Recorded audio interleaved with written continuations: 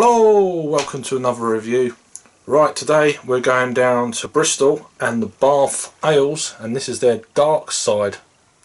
It's a 4% ABV stout, or an English style stout, in a 500ml bottle.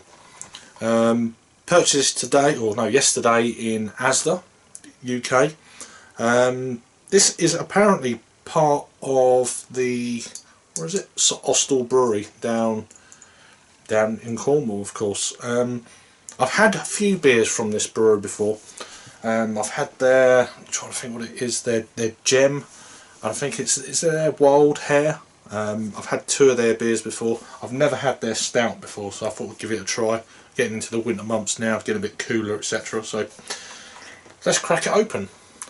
I know this beer is brewed, black bottle cap, with Fuggles hops. So let's give it a whirl. It's been out of the fridge about an hour or so.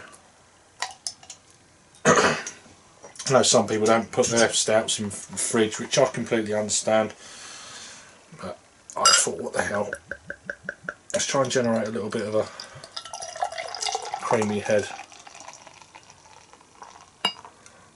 Yeah, that's working. So, as with a lot of these stouts, English style, lower ABV of course, it's my favourite style on cask. So beer in a glass, a lot of bubbles clinging to the side where I've dried it, etc. But it's a half a finger of, yeah, slightly tan coloured head, not too much there. Looks really nice and creamy on top. Into the light then. There's a little bit of rubiness coming through the bottom of the glass, like porter-esque, but yeah, generally it's jet black. So let's get an aroma then. Oh, okay. Getting a lot of kind of licorice notes. Earthy licorice. Earthy licorice? I see quite a big roasted malt presence in this one. Dark fruits. A little bit of maybe baker's chocolate, that kind of thing. Yeah, it's more licorice and baker's chocolate, not particularly picking up any kind of coffee aromas or anything like that. It may be there on the line, but for me it's more, as I said, licorice and chocolate up front. Slight dark fruits going on as well, maybe some plums.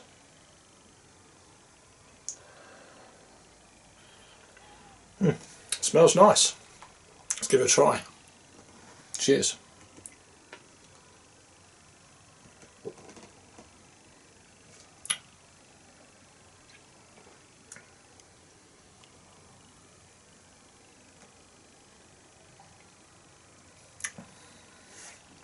Yeah, that aroma of licorice coming through. Not quite as much. It's more the chocolatiness coming through. So I don't know what malts and etc. they've used. I'll have a look in a minute, but definitely get a nice kind of creamy mouthfeel. If you don't like licorice, get it right. If you don't like licorice, you're probably not going to like this one. This has definitely got that kind of almost syrupy treacle. It's not sweet, but there's hints of that going on there with that licorice, the chocolate. There's a little bit more of a dark fruit presence as well coming through on the back end.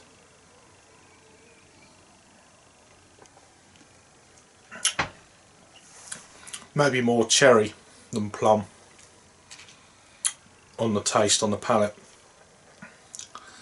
I mean, it's a 4% ABV stout, so obviously the mouthfeel will always be, well, generally it's always going to be quite thin, which is fine. You know what you're buying. It's a 4% beer, etc. It's got more of a kind of the roasted malt in this beer. That kind of roasty toastiness of the malt is really coming through. I mean, the head's sticking around. This on cask is probably amazing.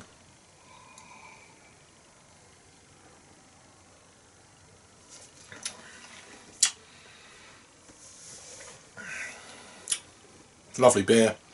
I don't generally session dark beers.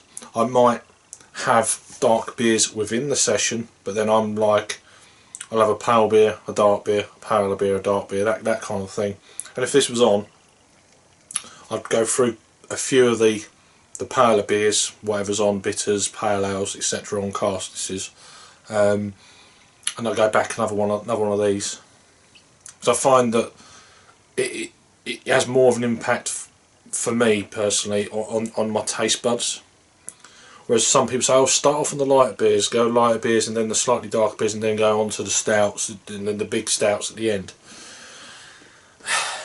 Yeah, I kind of get that to a degree. I used to do it, but probably in the last 2 or 3 years I've kind of done it. Someone mentioned it once. I think it was probably Stuart, or I think it was Stuart or someone else. I can't remember who. Or it might have been someone else. Completely not a beer reviewer. At least I'm sure someone told me that. Unless I just decided I'm doing it one day. I can't remember. You know what beer's like. Itchy nose, sorry. Let's get back to this beer.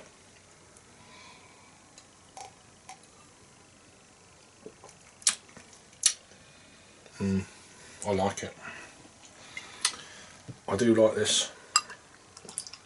It's not something I'd have much of, I don't think.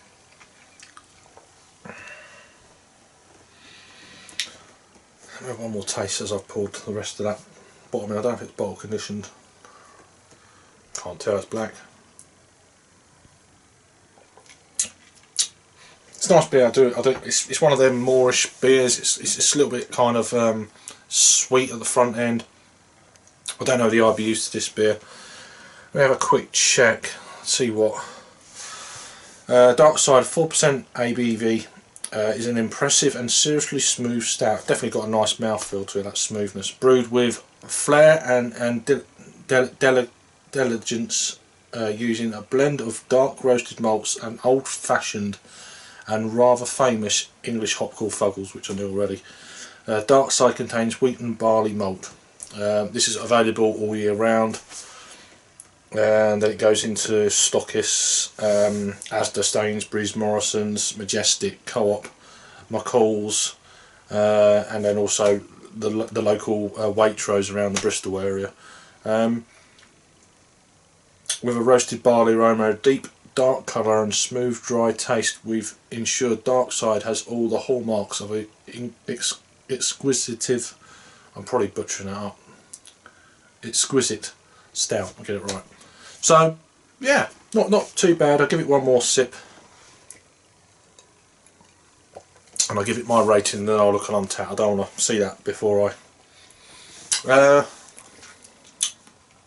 yeah, nice beer.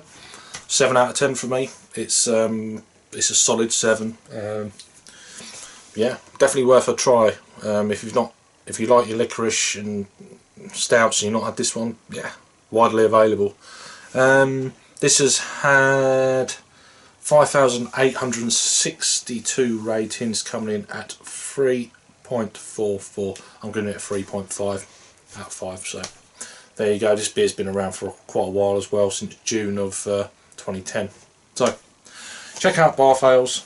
I'll put all the links down below, as well as a little bit of a storyline for the brewery. That's their Dark Side Stout from Bath Ales. Thanks for watching then, and I'll see you on the next review. Cheers.